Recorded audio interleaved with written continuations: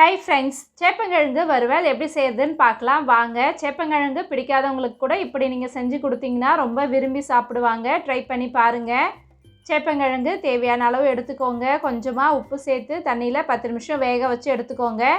ஆறுனதுக்கப்புறம் தோலெல்லாம் இது மாதிரி உரித்து எடுத்துக்கலாம். இப்போது ரவுண்டாக கட் பண்ணி எடுத்துக்கலாம். எல்லாத்தையும் இதே மாதிரி கட் பண்ணி எடுத்துக்கோங்க. இப்போ ஒரு மிக்சிங் பவுலில் சேர்த்துடலாம். சேர்த்துட்டு நம்ம கொஞ்சமாக மஞ்சத்தூள் சேர்த்துக்கலாம், தனி மிளகாய்த்தூள், அரிசி மாவு, கடலை மாவு, உப்பு தேவையான அளவு சேர்த்துக்கோங்க. கூடவே மிளகுத்தூள், ஜீரகத்தூள் சேர்த்துக்கலாம். சேர்த்து நல்லா கலந்து விட்டுருங்க ஒரு முறை.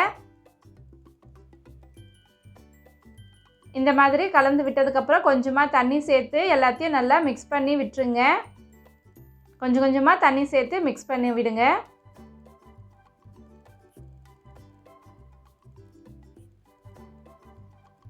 பாருங்கள், இந்த மாதிரி நல்லா பிசைஞ்சு எடுத்துக்கலாம். இதை ஊற வைக்கணுன்ற அவசியம் இல்லை, அப்படியே நம்ம எண்ணெயில் பொரிச்சு எடுத்துக்கலாம். ஒரு பேனில் எண்ணெய் சேர்த்துக்கோங்க. எண்ணெய் கொஞ்சம் தாராளமாக விட்டுருங்க. கருவேப்பிலை கொஞ்சமாக பொரிச்சு எடுத்துக்கலாம். இப்போது நம்ம சேப்பங்கிழங்க ஒன்று ஒன்றா அந்த பேனில் சேர்த்துக்கலாம்.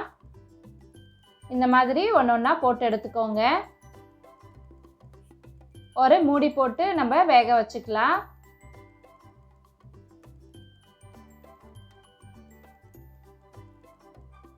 இப்போ அடுத்த பக்கம் திருப்பி போட்டுக்கலாம். 2 பக்கமும் நல்லா பொன்னிறமாக வந்ததுக்கப்புறம் நம்ம எடுத்துக்கலாம்.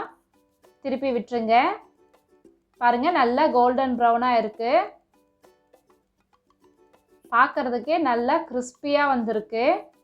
நல்லா மொறு மொறு மொறுன்னு சூப்பராக இருக்கும் சாப்பிட்றதுக்கு.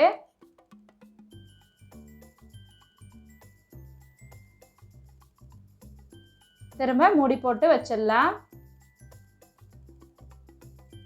பாருங்கள், நல்லா ஃப்ரை ஆகிடுச்சு. இப்போ வேறு தட்டில் மாற்றிக்கலாம். இதே மாதிரி மீதம் இருக்கிற சேப்பங்கிழங்கை நம்ம வறுத்து எடுத்துக்கலாம். இது எல்லா வெரைட்டி ரைஸோடு சேர்த்து சாப்பிட்றப்போ சூப்பராக இருக்கும்.